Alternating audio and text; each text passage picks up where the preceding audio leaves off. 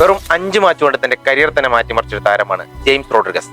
2014 world cup കൊണ്ട് ആർക്കും James റോഡ്രിഗസിനെ മറക്കാൻ സാധിക്കില്ല. ഒരു 22 വയസ്സുകാരന് തോളിലേറ്റാവുന്നതിൽ കൂടുതൽ ഭാരമായിട്ടായിരുന്നു ബ്രസീലിൽ വേൾഡ് കപ്പ് കളിക്കാൻ റോഡ്രിഗസ് എത്തിയത്. കാരണം തന്റെ ടീമിലെ മെയിൻ സ്ട്രൈക്കറും ലോകത്തിലെ അന്നത്തെ നിലവിലെ ഏറ്റവും ബെസ്റ്റ് സ്ട്രൈക്കർമാരിൽ ഒരാളുമായ ഫൽക്കാവോ ACL ഇഞ്ചുറിയെ തുടർന്ന് ടീമിൽ നിന്നും ഔട്ടാണ്.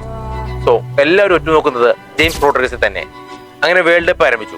ഗ്രൂപ്പ് സ്റ്റേജിൽ ആദ്യം ഗ്രീസിനെതിരെ 1 ഗോളും 1 അസിസ്റ്റും നേടി.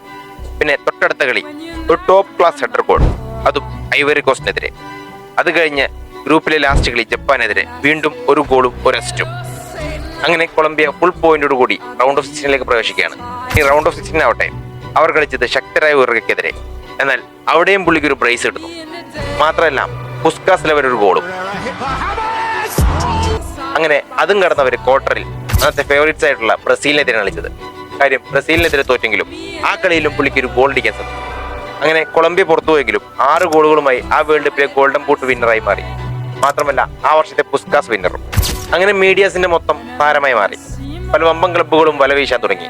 പല ബ്രാൻഡുകളിലെയും കൊളാബറേഷൻ കിട്ടാൻ തുടങ്ങി. അവസാനം റെക്കോർഡ് തുകയ്ക്ക് അന്നത്തെ ഏറ്റവും വിലപിടിപ്പുള്ള കൊളംബിയൻ താരം എന്ന ലേബലിൽ റയൽ മാഡ്രിഡ് സൈൻ ചെയ്തു.